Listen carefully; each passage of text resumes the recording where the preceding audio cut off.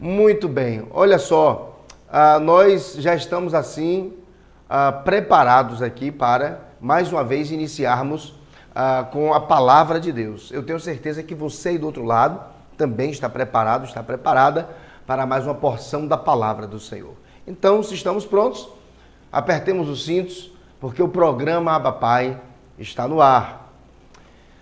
Bem, queridos, nós estamos estudando o Sermão da Montanha. Já estamos na reta final do estudo sobre o Sermão da Montanha. E nós temos assim, antes de iniciar os nossos estudos, temos falado sobre a importância do Sermão da Montanha, para depois falarmos sobre as porções específicas sobre as quais nós temos nos debruçado e estudado para compartilhar com vocês. Mas o texto de hoje está aqui em Mateus, Evangelho segundo Mateus ou Levi, capítulo 7, versículos 13 e 14. Evangelho segundo Mateus ou Levi, capítulo 7, versículos 13 e 14. E assim nos diz a palavra do Senhor. Me acompanhe. Os dois caminhos, disse Jesus aos seus 12 talmidim, aos seus 12 discípulos, e também fala conosco nessa noite. Entrem pela porta estreita, porque a porta larga e o caminho fácil levam para o inferno. E há muitas pessoas que andam por esse caminho. A porta estreita e o caminho difícil levam para a vida. E poucas pessoas encontram esse caminho. Muito bem. Então aqui nós percebemos Jesus aí mais uma vez assentado, conversando com seus discípulos e compartilhando mais um ensinamento com seus discípulos e também falando para nós nessa ocasião tão especial. Mas como eu sempre tenho feito, eu quero assim falar um pouco sobre a importância do Sermão da Montanha para nós, a Igreja do Senhor. Lembrando que o nosso texto básico é Mateus 7, 13 e 14 e o título da nossa mensagem hoje é Os Dois Caminhos. O título da nossa mensagem hoje é Os Dois Caminhos, tá? E eu quero assim ilustrar a nossa mensagem de hoje com Provérbios 14, 12. Provérbios 14, 12. Provérbios escrito pelo rei Salomão, capítulo 14, versículo 12, tá? E assim nos diz a palavra do Senhor. Há um caminho que ao homem parece direito, ou que ao homem parece ser bom, como dizem outras traduções. Mas o fim dele, ou seja, o fim deste caminho que parece ser bom ao homem, mas o fim dele conduz à morte. E não é aqui apenas a morte física, mas também e sobretudo a morte espiritual. Então Provérbios 14, 12 nos diz: há um caminho que ao homem parece direito, mas o fim dele conduz à morte. Ok? Muito bem. Queridos, mais uma vez falando sobre a importância do Sermão da Montanha, né? Nesta altura aqui do campeonato, Jesus já havia completado seus 30 anos, já havia iniciado seu ministério público, já havia sido batizado por seu primo João Batista, já havia sido tentado por Satanás no deserto, ele já havia começado a ensinar e a pregar, sobretudo nas sinagogas, mas os espaços das sinagogas ficaram pequenos, porque muitas pessoas queriam ouvir Jesus falar, é por isso que ele se reunia constantemente ao ar livre, porque as multidões sempre estavam atrás dele para ouvi-lo e para serem também beneficiados por ele, ele que salvava, curava e libertava. E Jesus, ele havia assim separado das multidões que o seguiam 70 homens para enviá-los para uma missão. Daqueles 70, ele tirou 12 homens e esses 12 homens se tornaram seus talmidim, ou se tornaram seus discípulos, ok? E Jesus, ele preparou aqueles homens para que na ocasião da sua morte, ressurreição e ascensão aos céus, aqueles homens, auxiliados agora pelo Espírito Santo, pudessem dar continuidade ao trabalho iniciado por Jesus.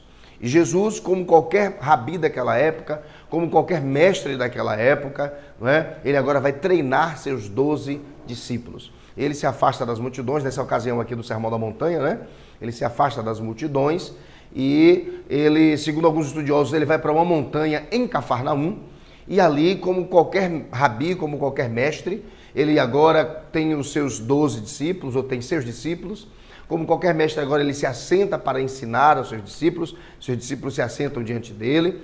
E como qualquer mestre também, ele vai agora compartilhar com os seus talmidim, com os seus discípulos, o seu jugo. E jugo, nesse contexto, era, na verdade, o conjunto de interpretações de um determinado mestre sobre a lei de Moisés.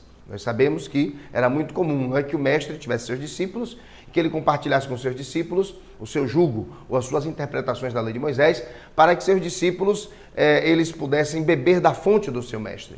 E agora Jesus ele vai fazer isso. Só que quem estava ali para compartilhar do jugo não era Hilel, não era Shammai, não era Gamaliel, mas era o próprio Deus encarnado, né?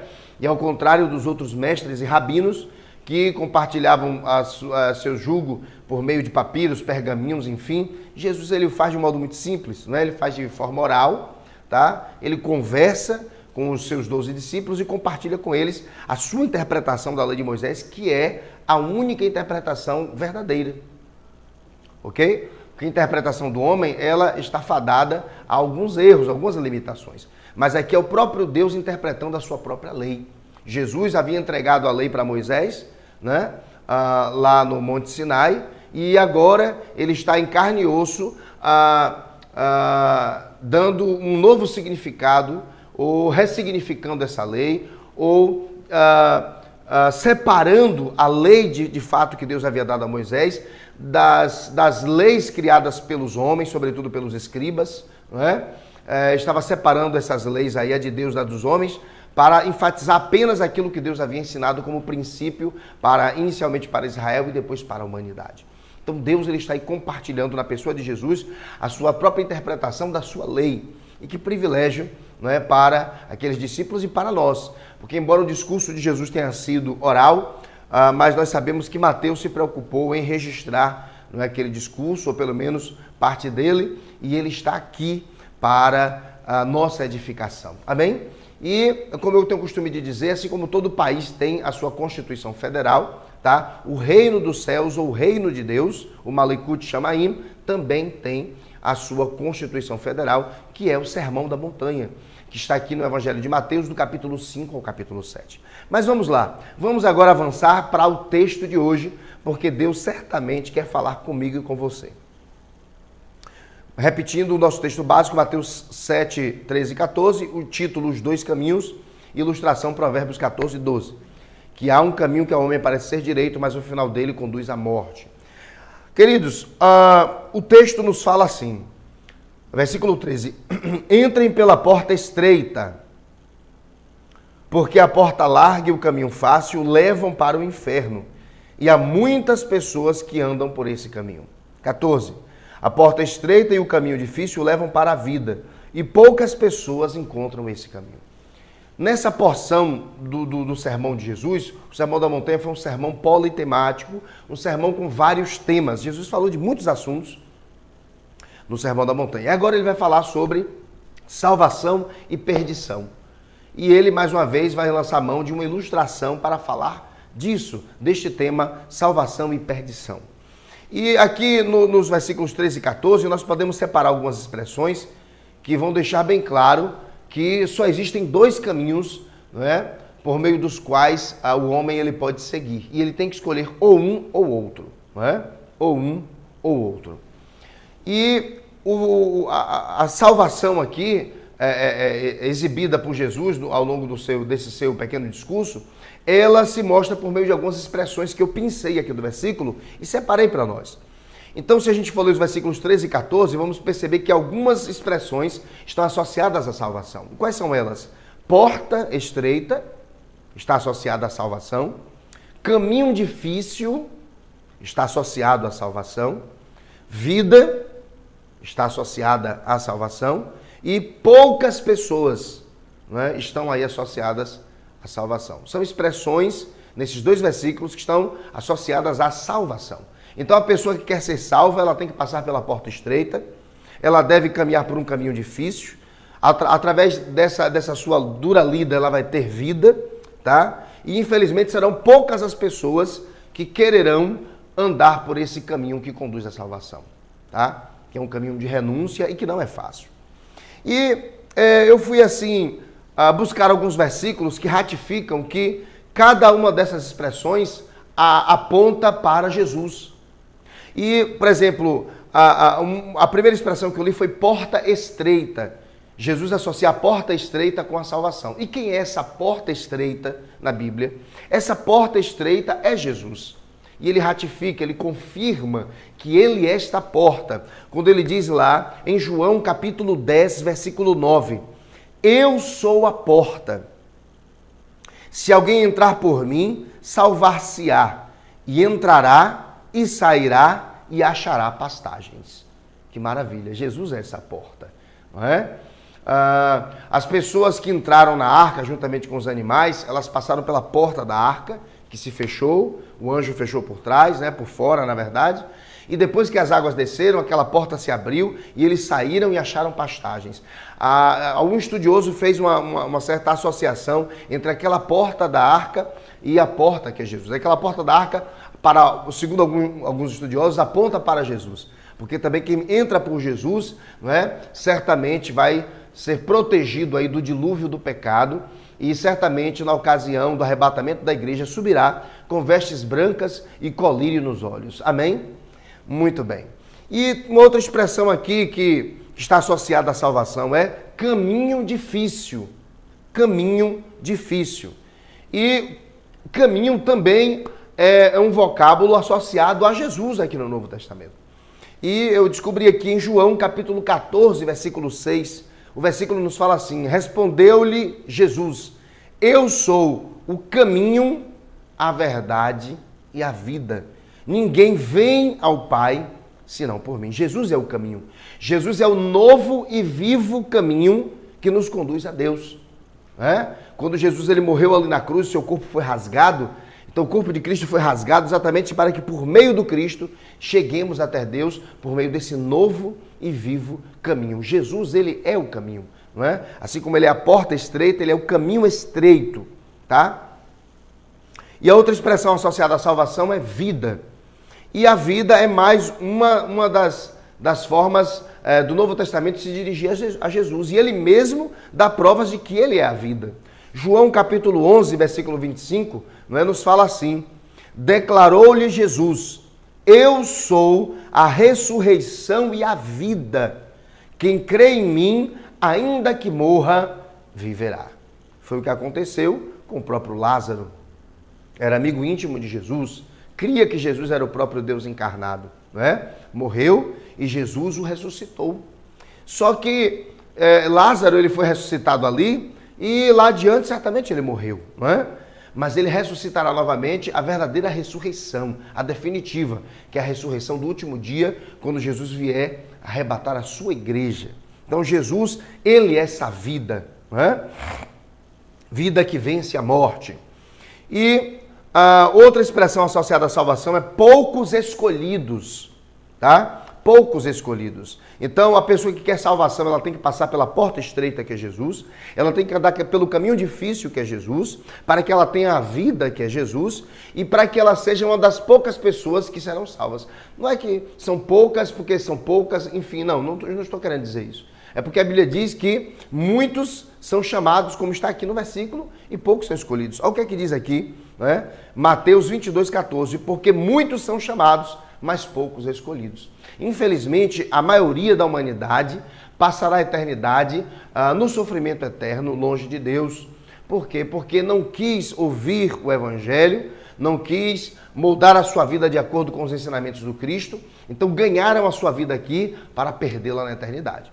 Mas nós temos ouvido o Evangelho do Cristo, temos renunciado aos pecados, estamos, entre aspas, essa vida aqui para ganhá-la na eternidade. É muito melhor viver uma vida de 80 anos, em média, de renúncia para viver a eternidade com Deus, do que viver 80 anos, não é, de prazeres terrenos. não é? Longe de Deus, sofrendo eternamente. Então, esses versículos 13 e 14 possuem para a salvação.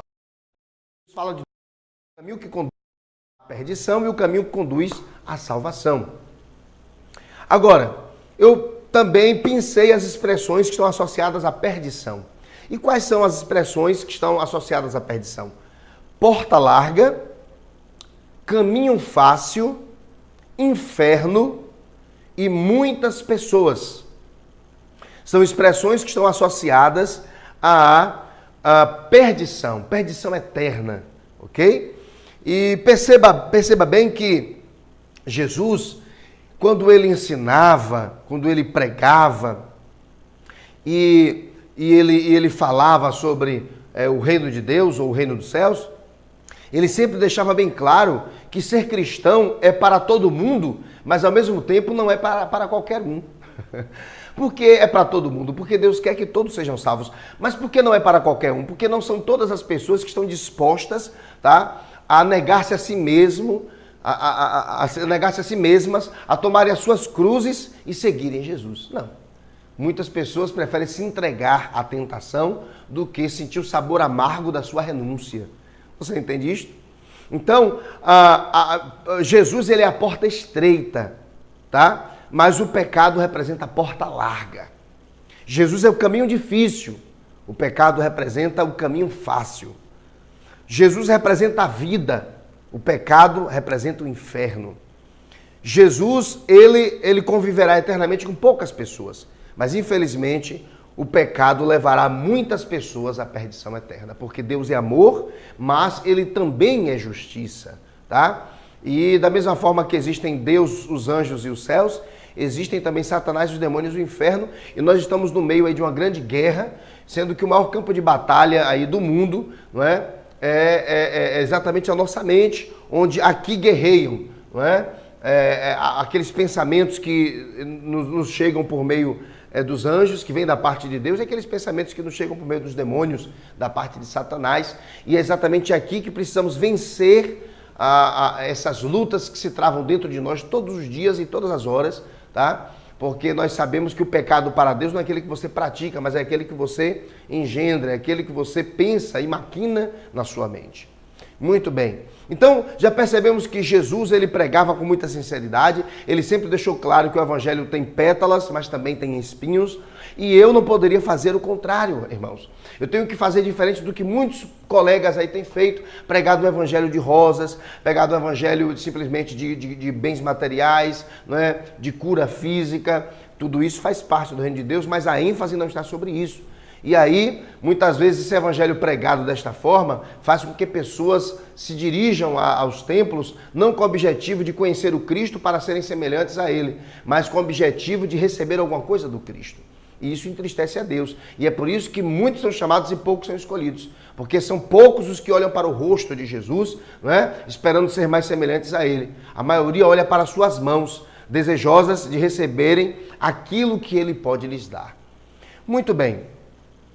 Então, a pregação do Evangelho se baseia no arrependei-vos e crede. E a pregação do Evangelho ela tem que ser feita de forma muito sóbria, tá? De forma muito transparente, tá? Os pregadores de rosas devem pregar os espinhos também, como diz o cantor, não é verdade? Para que não atraiamos para os nossos templos pessoas que estão simplesmente interessadas em melhorar financeiramente e ter as suas enfermidades, as suas patologias, né, do físico da alma sanadas por Jesus. Jesus quer fazer isso, mas o maior milagre que Jesus ele realiza é a salvação de uma alma, né? Quando a pessoa ela realmente compreende que é pecadora e precisa agora imitar o seu mestre Jesus para ter a vida eterna ao seu lado. Bem, então Jesus fala aqui do caminho da perdição, do caminho da salvação. É uma bifurcação e a humanidade está aí diante desses dois caminhos. E por que Jesus não só colocou o caminho da salvação? Porque Deus ele nos fez semelhantes a Ele, Deus ele tem um livre-arbítrio, Ele tem a capacidade de escolher. Logo, Ele fez os anjos com livre-arbítrio e Ele fez também os homens com livre-arbítrio. E nós estamos diante dessa bifurcação para exatamente escolher aquilo que queremos abraçar. Porque Jesus, ele sabe que a salvação é melhor para nós, mas ainda assim ele não nos obriga a seguir pelo caminho da salvação, tá? Porque ele não quer que sejamos escravos, ainda que seja do bem, mas ele quer que exercitemos o nosso livre-arbítrio com sabedoria. É por isso que precisamos pregar a palavra, para que as pessoas compreendam e elas tomem uma decisão. E eu separei aqui alguns versículos que falam dessa realidade, de que Deus, ele entregou o livre-arbítrio ao homem, não é? Muito embora ele esclareça para o homem o que é o certo e o que é o errado. E isso está na sua palavra, e nós precisamos pregar ao máximo de pessoas possível para que essas pessoas elas possam tomar a sua decisão. Aqui em Deuteronômio, no livro de Deuteronômio, capítulo 30, versículo 15, a palavra do Senhor nos fala assim: vê que hoje te pus diante de ti a vida e o bem, a morte e o mal. Então, é o livre-arbítrio. Deus, ele quer que as pessoas abracem a Jesus como seu Salvador por livre e espontânea vontade, não por obrigação. Inclusive, nós que pregamos o Evangelho, não devemos enfiar Jesus goela abaixo de ninguém, não é verdade? Mas devemos, em primeiro lugar, pregar sem palavras, ou seja, vivendo, e quando necessário, usar as palavras. Josué, capítulo 24, versículo 15, diz assim a palavra do Senhor: mas, se vos parece mal o servirdes ao Senhor, escolhei hoje a quem haveis de servir. Se aos deuses a quem serviram vossos pais, que estavam além do rio, ou aos deuses dos amorreus, em cuja terra habitais. Porém, eu e a minha casa serviremos ao Senhor, disse Josué. Então, o Senhor sempre deixa para você tomar a decisão, ok?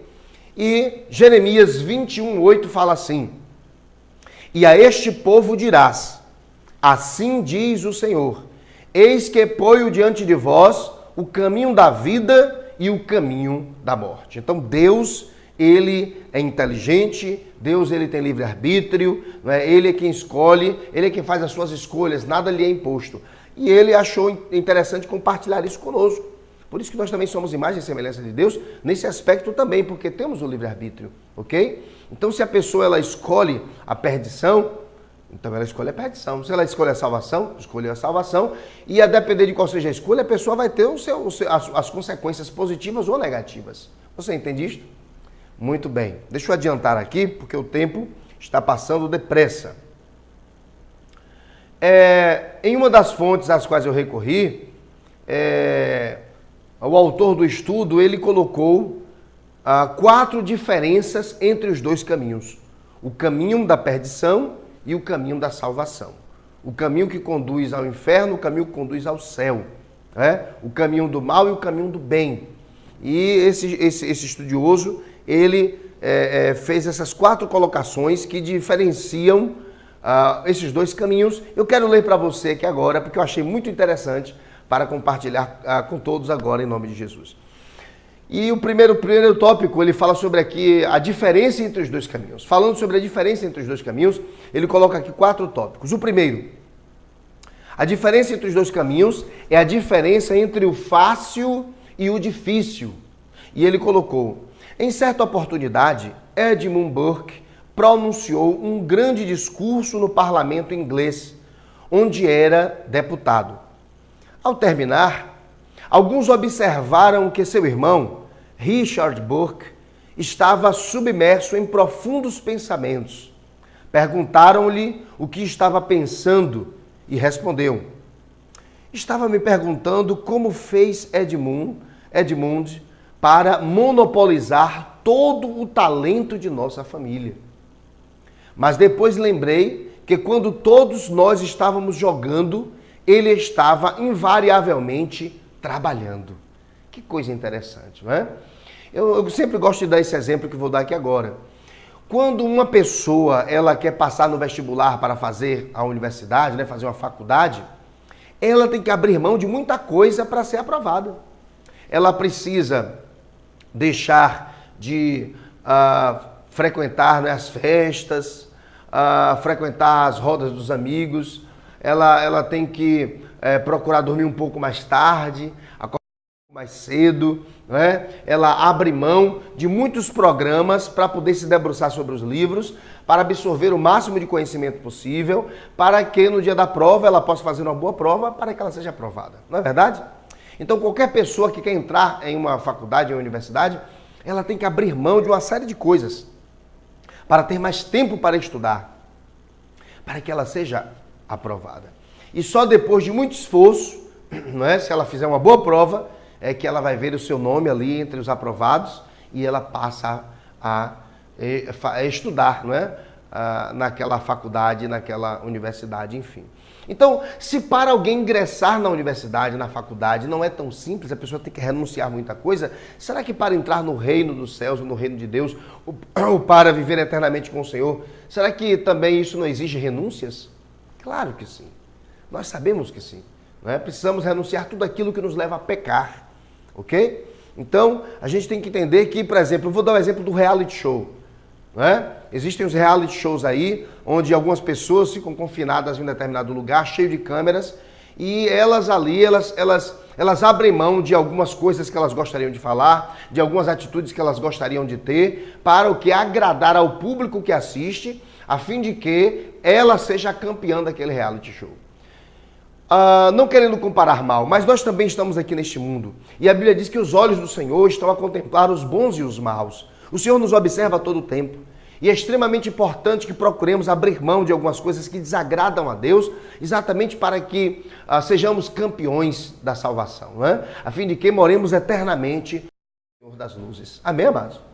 Muito bem. Vamos aqui ao segundo exemplo colocado, né, por esse nosso estudioso aqui. A diferença entre os dois caminhos é a diferença entre o caminho longo e o caminho curto. Ninguém chegou a produzir uma obra mestra tomando um atalho. Neste mundo, constantemente nos são oferecidos atalhos, a promessa de resultados imediatos, e o caminho longo, cujos resultados se produzem a longo prazo. As coisas de valor duradouro nunca se produzem instantaneamente. O caminho longo, em última análise, é sempre o mais adequado. Queridos, nós sabemos que muitas pessoas querem pegar os atalhos, né? Muitas pessoas elas querem o caminho mais fácil para conseguir o êxito. Só que para realmente morar a eternidade com o Senhor, na eternidade com o Senhor, você não deve pegar o atalho, você deve pegar esse caminho estreito, apertado e que representa Jesus, né? Infelizmente, há muitas pessoas que tentam realmente o êxito do dia para a noite, e isso não dá certo. Você pode até pegar uma banana verde agora e daqui a algumas horas comê-la madura, mas só se for à base do carbureto, né? Ou seja, quimicamente falando, você pode apressar a sua maturação. Mas se você for esperar que ela amadureça naturalmente, vai demorar um pouco mais de tempo.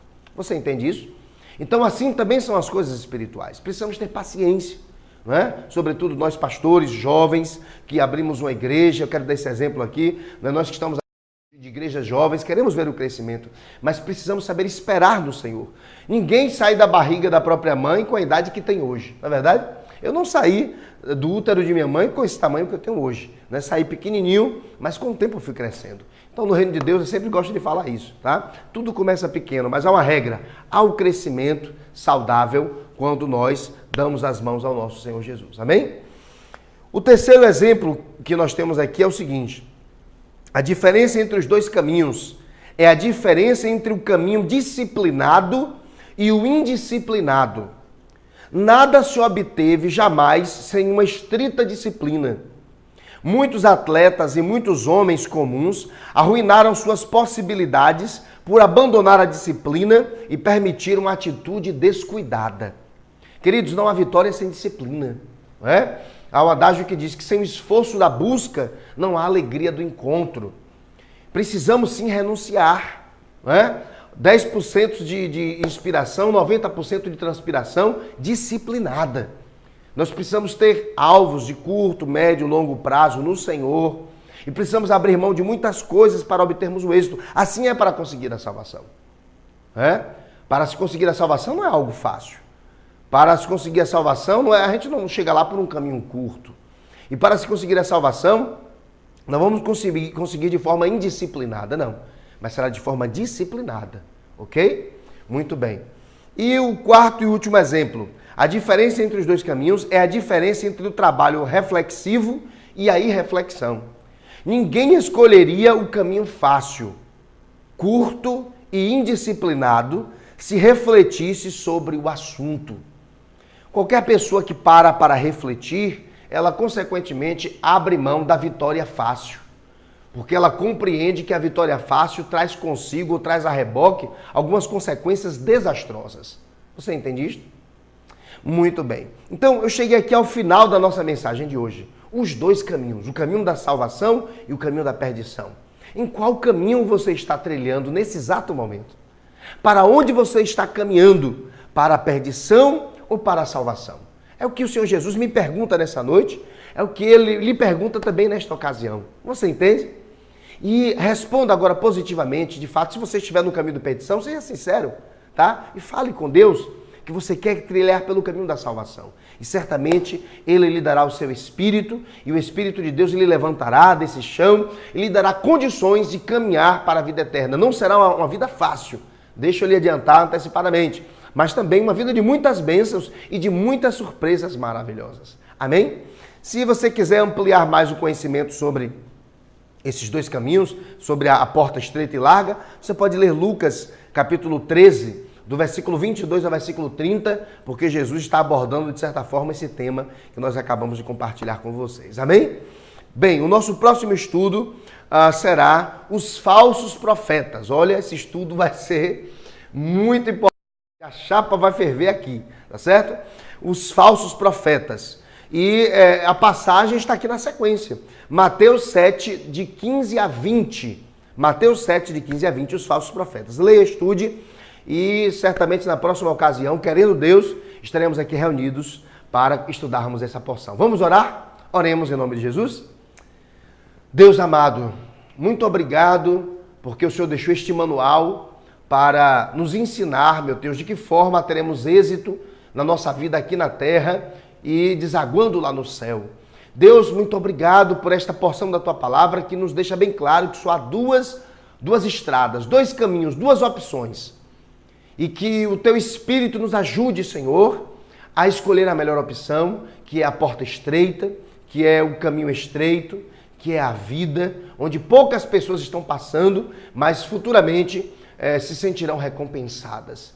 Deus, abre os olhos daqueles que estão no caminho da perdição, Pai, para que eles se voltem para o caminho da salvação, para que estejamos lá nos céus. Então é o que eu te peço, Pai, salva, cura e liberta por meio deste programa, desta mensagem, desta TV. Em nome de Jesus, Pai. Eu oro, Pai, em nome de Jesus. Amém. Que o amor de Deus, Pai, a graça do nosso Senhor e Salvador Jesus Cristo e as doces consolações do Espírito Santo de Deus sejam com todos nós, desde agora e para sempre. Em nome de Jesus. Amém. Amém? Muito bem, chegamos ao final de mais um programa e a nossa expectativa é de que na próxima ocasião, se Deus permitir, estejamos juntos estudando mais uma porção da palavra de Deus, tá bom? Estou indo, mas lembre-se sempre, nenhum de nós é melhor do que todos nós juntos. Tchau, tchau.